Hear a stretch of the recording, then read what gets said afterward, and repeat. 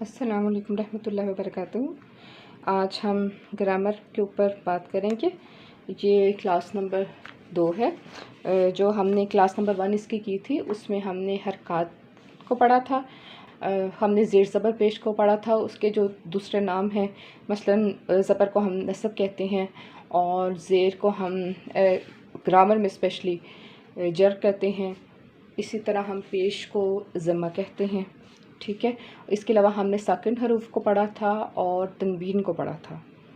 और आज हम जो बेसिक ग्रामर का जो पहला लेक्चर बेसिकली ये काउंट होगा, वो डिटेल जो थी वो तजवीद के लिए भी थी और ग्रामर के लिए भी थी।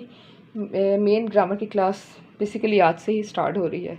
थोड़ी सी पहले हम अरबिक को समझ लें कि अरबी ज़ुबान क्या है। कुरान मजीद इंसानों के लिए अल्लाह ताला का आखिरी पैगाम है जो अरबी ज़ुबान में है। और ये बात अरबी ज़ुबान की सआदत के लिए काफ़ी है कि अल्लाह ताला ने अपनी आखिरी किताब के लिए इसका इंतखाब किया अरबी ज़ुबान का। तो इसलिए ज़रूरी है कि हम इसका फ़हम रखें, इसको जानें। अरबी ज़ुबान के बुनियादी कवायद जो ग्रामर है उसका इल्म होना हमें ज़रूरी है।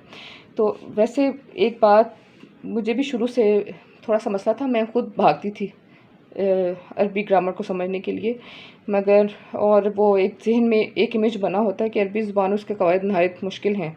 मगर हकीकत ये है कि इस ज़ुबान का सीखना दूसरी ज़ुबानों की निस्बत आसान है, क्योंकि ये काफ़ी हद तक उर्दू से मिलती जुलती है। तो थोड़ी सी एक इसमें भी हेजिटेशन है, जब वो ख़त्म हो जाए तो फिर ये आसानी हो जाती है इसमें। और वैसे भी जब इंसान नियत करता है कुरान मजीद को सीखने के लिए तो फिर अल्लाह ताला सारे रास्ते आसान कर देते हैं। ये मेरा अपना तजुर्बा है। जब मैंने नियत की थी कि मैंने कुरान पाक सीखना, तो बड़े जो चीज़ें मुझे बहुत मुश्किल लगती थी और मुझे मेरे ऊपर से गुज़र जाती थी, अल्लाह ताला ने सब कुछ आसान कर दिया मेरे पे, अल्हम्दुलिल्लाह। तो बात करते हम स्टार्ट करती हैं। सबसे पहला जो इसका टॉपिक है वो है लफ्ज़। हमने लफ्ज़ को पहले डिफ़ाइन करना, लफ्ज़ क्या है। जो बात हम करते हैं, जो भी बात हम करते हैं, मुंह से जो भी हम बोलते हैं वो क्या कहलाता है, वो लफ्ज़ होता है। ठीक है। ऊपर मैंने लिखा हुआ बिस्मिल्लाहिर्रहमानिर्रहीम। ये सब भी क्या है, ये अल्फाज का मजमूआ है। बेसिकली अल्फाज ही हैं। ठीक है, लफ्ज़ ही है, लफ्ज़ों का मजमूआ। ये बिस्मिल्लाह भी लफ्ज़ है, ये अर्रहमान भी लफ्ज़ है, अर्रहीम भी लफ्ज़ है। ठीक है। लफ्ज़ की कितनी इक़साम है? लफ्ज़ की 2 इक़साम है। कौन कौन सी? एक बामाना है, मीनिंगफुल, और एक क्या है, बेमाना, मीनिंगलेस। ठीक है। बामाना क्या है और बेमाना क्या है, अब ये देखते हैं। आपने अक्सर सुना होगा, हम अक्सर इस तरह के अल्फाज इस्तेमाल करते हैं, जैसे चाय के साथ हम शाय लगा देते हैं, चाय शाय। ठीक है। बिस्किट विस्किट, कैमरा शैमरा, कापी वापी, पानी वानी, है ना। इस तरह के अल्फाज इस्तेमाल होते हैं ना। तो इसमें ये जो ये है, ये तो है मीनिंगफुल, और ये क्या है, ये मीनिंगलेस है। बिस्किट क्या है, मीनिंगफुल वर्ड है, समझ लग जाती है अपने आप में। बिस्किट कोई कहेगा तो हमें पता चल जाएगा वो क्या चीज़ है, खाने वाली चीज़। ये बिस्किट क्या है, हमें नहीं पता, मगर हम बोलते हैं। कैमरा क्या है, हमारे इस्तेमाल की चीज़ है, पता है क्या है। शैमरा क्या है, हमें नहीं पता। कापी हमें पता है, वापी का नहीं पता। ठीक है। ये जो वर्ड्स हैं, एक्स्ट्रा वर्ड्स, ये बेमाना होते हैं। ठीक है। अच्छा, हम जिक्र कर रहे हैं कुरान मजीद का, हमने कुरान पाक पढ़ना है और हमारे दिल को यकीन है कि इसमें कोई हर्फ है ही नहीं बेमाना। ठीक है, क्योंकि ये अल्लाह ताला का कलाम है, हर हाल में बामाना है। ठीक है। और इसलिए हमने इस टॉपिक पे हमने बात नहीं करनी, सिर्फ हमने समझाना था स्टार्टिंग। तो हमने जो भी बात करनी है वो बामाना पे करनी है। हर बामाना लफ्ज़ जो अपने आप में कोई माना रखता है, बामाना लफ्ज़ है, वो कलमा कहलाता है। ठीक है। ये 2 हर्फ पे भी मुश्तमिल हो सकता है, 1 हर्फ पे भी मुश्तमिल हो सकता है, मुफरद भी हो, यानी कि 1 हर्फ पे नहीं, एक कलिमा, यानी कि कोई एक, जैसे मस्जिद है लफ्ज़। इसके बाद हम बात करते हैं कलीमा पे कि कलीमा क्या है। जी, सबसे पहले हम कलीमा सीखते हैं। कलीमा क्या है? हर बामाना लफ्ज़ कलीमा यानी कि वर्ड कहलाता है। इसकी 3 इक़साम हैं, इस्म, फ़ेल, हर्फ। इस्म क्या है? इस्म को हम नाउन भी कहते हैं। वो कलिमा जो अपना मायने बताए और किसी और मायने का मुहताज ना हो। अच्छा, इसमें क्या क्या आती है? इसमें नाम आते हैं। ठीक है। ऐसा कलमा जैसे किसी शख्स का नाम हो, किसी जानवर का नाम हो, किसी जगह का नाम हो या किसी चीज़ का नाम हो। इसके अलावा इसमें और भी काफ़ी कैटेगरीज़ हैं जो काउंट होती हैं। सिफ़ात इसमें काउंट होती हैं, ज़माइर इसमें काउंट होते हैं अरबी में, अरबिक लैंग्वेज में। ठीक है। अच्छा, फ़ेल क्या है? फ़ेल वर्ब वो कलमा है जिससे किसी काम का करना या होना समझा जाए और तीनों ज़मानों माजी, हाल, मुस्तकबिल इसमें पाया जाए। ठीक है। ऐसा कलमा जो किसी काम के करने और या होने का बताए और तीनों इसमें ज़माने जो हैं वो पाए जाएं। जैसे मिसाल है हालाका इसने पैदा किया, आबदा इसने इबादत की, यखलुकु वो पैदा करता है, या आबदू वो इबादत करता है, तालमूना तुम सब जानते हो, इहदी हिदायत दे। ठीक है। हर्फ ऐसा कलिमा जो ना इस्म हो ना फ़ेल हो बल्कि इस्म और फ़ेल को आपस में मिलाने के काम आता है, मिलाने के लिए इस्तेमाल होता है। मसलन मिन कहते हैं से, उर्दू में इसको कहते हैं से। ठीक है। ला अरबिक में कहते हैं ला और उर्दू में कहते हैं नहीं। अला पर। ठीक है। फ़ी में बा आता है, बाज़िर बी के साथ, ज़ेर के साथ, उसको कहते हैं साथ का।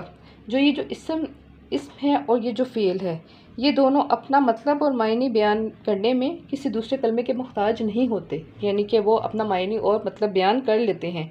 जबकि जो हर्फ है ना, ये हर्फ अपना मायने बयान करने के लिए किसी दूसरे कलमे का मोहताज होता है। इसको हम वैसे नहीं समझ सकते जब तक कि किसी कलमे के अंदर फिट नहीं होगा। जी, इस्म की तारीफ़।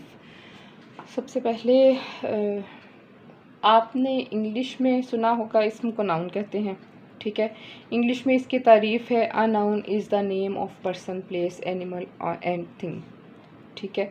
उर्दू में हम कहते हैं वो कलमा जो किसी चीज़, जगह या किसी इंसान का नाम हो। जैसे नाम आकिब कह लें, हामिद कह लें, फ़ातिमा, अनस, आयशा। ठीक है। मगर हमने क्योंकि हम अरबिक ग्रामर कर रहे हैं इसलिए हम बयान करेंगे।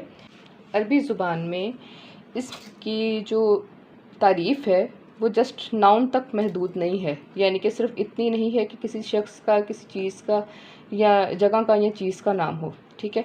इसमें काम भी शामिल है, इसमें ज़माइर भी शामिल है, इशारा भी शामिल है और सिफ़ात वगैरह भी शामिल है। यानी कि इसमें नाउन भी है, इसमें प्रोनाउन भी है। प्रोनाउन में ये ज़माइर, इशारा और मसूला आते हैं और एडजेक्टिव भी है जिसमें सिफ़ात आती हैं। ठीक है। अब हम इसको तफसील में पढ़ते हैं। इसमें क्या है? किसी शख्स का नाम, मसलन हामिद, फ़ातिमा, अनस, आयशा। ठीक है। किसी शख्स का नाम हो जाए या किसी हैवान का नाम हो जाए, नाम जैसे हम किसी चीज़ को बुलाते हैं। किसी जगह का नाम, लाहौर, इस्लामाबाद, सऊदी अरब, मस्जिद। ठीक। स्कूल। चीज़ का नाम, कुर्सी, ग्लास, मेज़, पेंसिल, पेन कुछ भी कह लें। काम का नाम, अच्छा काम के भी नाम होते हैं।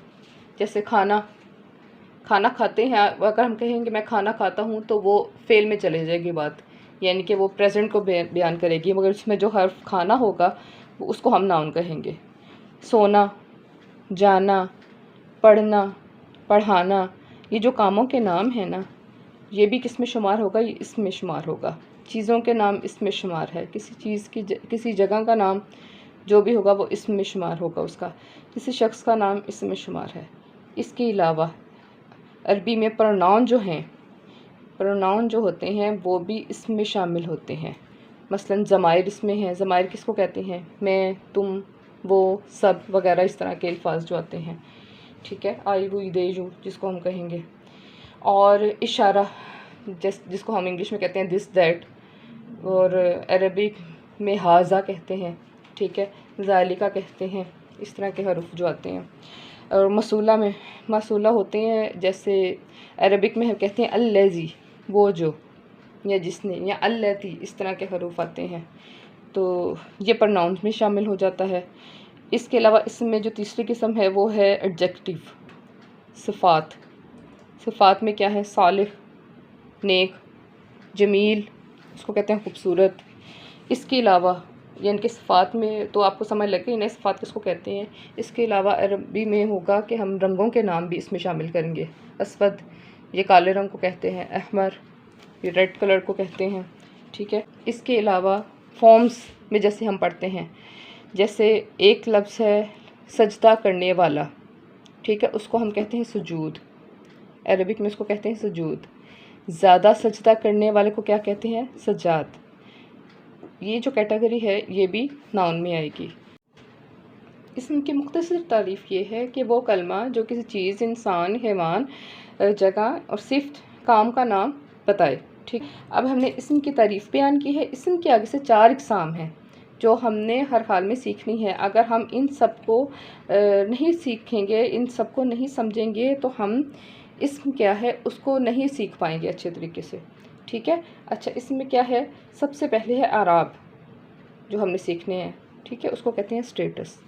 दूसरा है जिन्स, जिसको हम मुज़क्कर मुअन्नस भी कहते हैं, जेंडर। तीसरा है अदाद, अदद। ठीक है, वो होंगे नंबर्स, उसमें हम वाहिद, तस्निया, जमा पढ़ेंगे। उसके बाद है वुसअत, कैपेसिटी। ठीक है, ये जब ये 4 हैं, हम इन चारों के अच्छे तरीके से इनको समझेंगे तो आपको फिर आगे अरबिक में जो हम जुमले बनाएंगे तो आप अच्छे तरीके से पहचान कर सकते हैं कि इसम किसको कहते हैं, नाउन किसको कहते हैं। आराब, आराब किसको कहते हैं? आराब कहते हैं स्टेटस को। ये क्या है, अब हम इसको समझते हैं। इसम की जो आखिरी हर्फ, कोई भी इसम, कोई भी हर्फ हो, कोई भी इसम हम देखते हैं, जैसे ये है मिफ्ताहुन, इसका मतलब होता है चाबी।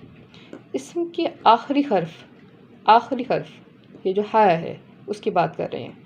इसम का आखिरी हर्फ पर जो हरकत होती है इसे आराब कहते हैं। आराब किसे कहते हैं?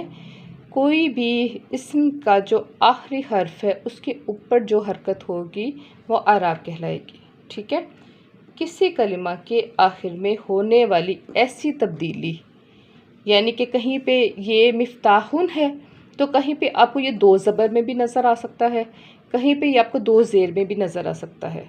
ठीक है, किसी कलमा के आखिर में होने वाली ऐसी तब्दीली जिससे माना तब्दील ना हो वो आराब कहलाते हैं। ठीक है, बात समझ लगी? यानी कि अरबी ज़ुबान में ये मिफ्ताहुन एक हर्फ है, आपको ये एक कलिमा नज़र आया है और इसमें आखिरी हर्फ को हमने देखना है कि इसके ऊपर ये जो इसकी हालत है वो क्या है। यहाँ पे 2 पेश हैं। ठीक है, यह 2 ज़बर भी हो सकती हैं, 2 ज़ेर भी हो सकती हैं। ठीक है, अब उसका क्या मकसद है, वो क्यों चेंज होती हैं, ये आखिरी अराब की हालत क्यों चेंज होती है। मसलन, अच्छा पहले इसकी मिसाल देख लें। किताबुन, किताबन, किताबिन। ठीक है, ये जो किताबन है ये इस तरह आएगा, ये अलिफ के साथ पढ़ा जाता है। ठीक है, अच्छा, अब इसको समझने के लिए हमें फ़ाइल और मफ़ूल को समझना पड़ेगा। सबसे पहले फ़ाइल किसको कहते हैं? कोई भी एक जुमला है जिसमें काम करने वाले का और काम, जिस चीज़ पे काम किया जाए उसकी डिटेल को जानने के लिए सबसे पहले हमने फ़ाइल मफ़ूल को समझना है। फ़ाइल किसको कहते हैं? काम करने वाले को। और मफ़ूल किसको कहते हैं? जिस चीज़ पे काम किया जाए, जिस पर काम किया जाए। ठीक है, मसलन एक मिसाल है, हामिद ने हसन की मदद की। हामिद ने हसन की मदद की। ये जो ने है ना लफ्ज़, ये ने आपको बता रहा है कि मदद करने वाला जो है वो हामिद है। ठीक है, ने अगर ना होता तो आप ये फिर क्या जुमला होता? हामिद हसन की मदद की। इसमें कुछ कंफर्म नहीं था कि हसन ने हामिद की थी कि हामिद ने हसन की थी। हामिद ने हसन की मदद की, ये जो ने है इसने हमें बताया है कि हामिद वो था जिसने मदद की थी, यानी कि ये फ़ाइल था। ठीक है, काम करने वाला था, और जिस पर मदद की गई थी, जिसकी मदद की गई थी वो हसन था, यानी कि ये मफ़ूल था। ये आराब क्या है, इसकी डेफिनेशन अब आप समझिए। जब कोई जुमला उर्दू में बोला जाता है उसमें का, के, की, को, ने ये हर्फ आते हैं। ठीक है, जुमले में जो उर्दू का जुमला होगा उसमें लिखा हुआ है ने। अरबिक में आप जुमला देखेंगे तो कहीं पे इस तरह का हर्फ नहीं लिखा होगा, वो हमें कैसे पहचान होगी? अरबी में मतलब जानने के लिए आराब लगाते हैं। ठीक है, अब आप समझिए कि आराब कैसे फ़िट होंगे। ये वाले जो आराब हैं इनकी हम कैसे पहचान करेंगे और उसको मीनिंग कि वो नेक के मीनिंग में आ रहा है, की के मीनिंग में आ रहा है, का के मीनिंग में आ रहा है, वो कैसे जुमला बनेगा। जी, अब इसकी पहचान कैसे होगी। अरबिक जुमले में हमने ये जो हर्फ थे ने, के, की, को, इसकी पहचान कैसे करनी है। उर्दू में तो समझ लग रही ना हमें, क्योंकि हम उर्दू जानते हैं, हमें पता है कहाँ पे हर्फ में ने आया है, और इससे हमें पता चला है कि ये जो बात चल रही थी ये फ़ाइल की चल रही थी या मफ़ूल की चल रही थी। तो अरबी में अब इसकी पहचान कैसे करनी है। अरबी में जो फ़ाइली हालत होगी, यानी कि जहाँ पे भी इस तरह का जुमला होगा जिसमें फ़ाइली कंडीशन आएगी, यानी कि काम करने वाले को बताया जाएगा कि काम करने वाला है, तो उस जो कलिमा है उसके ऊपर पेश होगी। जहाँ पे भी फ़ाइली हालत होगी, यानी कि काम करने वाले को बयान किया जा रहा होगा, तो उसके ऊपर आप देखेंगे या तो उसके ऊपर रफ़ा का ये साइन होगा या रफ़ा का ये साइन होगा। ठीक है। जहाँ पे भी अरबिक जुमले में आप ये देखेंगे कि मफ़ूली हालत की पहचान आपको कैसे होगी कि उसके ऊपर नस्ब होगा, ज़बर होगा, या इस तरह दो ज़बर होगा। ठीक है, मैं दोबारा इस बात को रिपीट करती हूँ। आप कोई हर्फ देखते हैं, कोई कलिमा देखते हैं जिसके ऊपर एक जुमले में ज़बर आ रहा है या दो ज़बर आ रहा है, तो आप इसको कह सकते हैं कि ये मफ़ूली हालत में होगा। और जिस हर्फ के ऊपर पेश या दो पेश आएगी, तो आप ये कह सकेंगे कि ये जुमला जो है वो फ़ाइली हालत में होगा। अच्छा, इजाफ़ी हालत जो होती है उसमें अक्सर ये होता है कि जर आता है, यानी कि ज़ेर होगी या दो ज़ेर होगी। तो अब जिस हर्फ के ऊपर रफ़ा का साइन होगा हम कहेंगे ये मरफ़ू है। फ़ाइल हमेशा मरफ़ू होता है, और जो मफ़ूल होता है, इधर मैंने मफ़ूल नहीं लिखा, मफ़ूल हमेशा मंसूब हालत में होगा। मरफ़ू हमेशा मंसूब हालत में होगा, यानी कि उसके ऊपर ज़बर या दो ज़बर का साइन होगा। बात समझ लगी आपको। अच्छा, अब मिसाल क्या है। एक हमने कुरान पाक की आयत लिखी है, ठीक है, और एक उसका तर्जुमा लिखा है। सबसे पहले हम तर्जुमा को देखते हैं। अल्लाह ने ज़मीन को बनाया। अच्छा, हम क्योंकि हमें तो उर्दू ज़ुबान आती है, सबसे पहले हमने इसको देखना है कि इसमें फ़ाइल क्या है और इसमें मफ़ूल क्या है। अल्लाह ने ज़मीन को बनाया, और लफ्ज़ अल्लाह यहाँ पे आ रहा है, ये फ़ाइली हालत में है। तो आप यहाँ पे देखें, यहाँ पे जब हर्फ अल्लाह आ रहा है तो उसके ऊपर पेश है। ये जो पेश है, ये जो रफ़ा का साइन है, ये आपको बताएगा कि ये फ़ाइल की बात चल रही है, ये फ़ाइल है। ठीक है। ज़मीन को बनाया, इसका मतलब है ये मफ़ूल है, जिस चीज़ पे काम किया जा रहा है उसका नाम है। ठीक है। यहाँ पे देखिए अल-अर्दा के ऊपर ज़बर आई है, इसका मतलब है ये मफ़ूली हालत है, ये मफ़ूल है। यहाँ पे भी मैंने यही लिखा हुआ है। ने की वजह से पता चला कि अल्लाह फ़ाइल है, और को की वजह से हमें पता चला कि ज़मीन जो है मफ़ूल है। ठीक है। अल्लाह के ऊपर पेश थी, इसका मतलब है कि ये फ़ाइल था, और अल-अर्दा के ऊपर ज़बर है, इसका मतलब है कि मफ़ूल है, यानी कि जिस पे काम किया जाए। सबसे पहले हमने लफ्ज़ पे बात की थी कि लफ्ज़ क्या है, जो हम बोलते हैं उसको लफ्ज़ कहते हैं। बामाना लफ्ज़ को हम कलमा कहते हैं।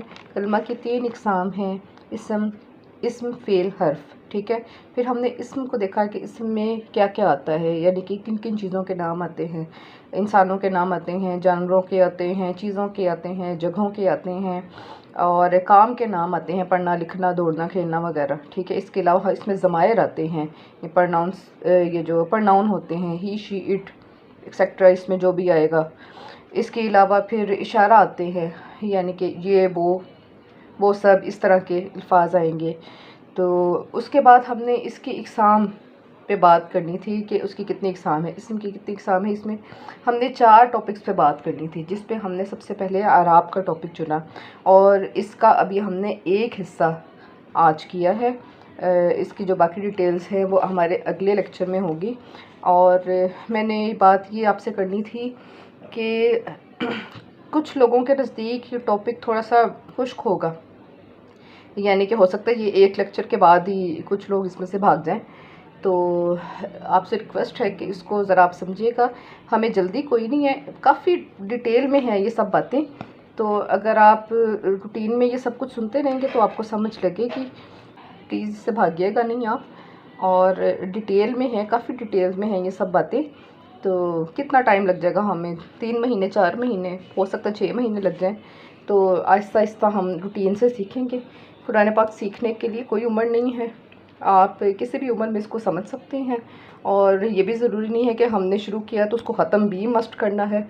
हम जिस हाल में भी हैं, अगर हम स्टूडेंट हैं और हमारा इसी हालत में एक तालिब इल्मी के दौर में ही हमें मौत भी आ जाती है ना, तो ये हमारे लिए बहुत बाइस फ़ज़ीलत बात होगी, क्योंकि हमने कुरान पाक के हम स्टूडेंट हैं। तो ये कोई हम आम बंदे थोड़ी हैं। आप इस बात को सोचिएगा कि अल्लाह ताला ने हमको हाथ से कहा है कि तुम में से बेहतर, आपने हदीस सुनी होगी, तुम में से बेहतर वो है जो कुरान सीखे और सिखाए। तो इसका मतलब है कि हमें ख़ास बंदों में शुमार किया गया जो कुरान पाक को सीखते हैं। तो सीखते जाएं अल्लाह ताला का नाम लेके, तो अल्लाह ताला इसमें बरकत डालेंगे और इंशाल्लाह आपको एक दिन समझ लग जाएगी और आप ख़ुद जुमला बनाएंगे। और फिर कुरान मजीद की जब आयत आपके आगे आएगी आंखों के सामने, तो आपको ख़ुद ही पता चल जाएगा कि ये इसमें अल्लाह ताला ने हमसे क्या बात करने की कोशिश की है। अल्लाह ताला हम सब पे रहमत करे, अल्लाह ताला हम सब के ऊपर अपना करम करे, हमारा शुमार नेकोकारों में करे और हमें इल्म सीखने वालों में, सिखाने वालों में बनाए। आमीन या रब्बुल आलमीन। आज के लिए इतना ही। अल्लाह हाफ़िज़।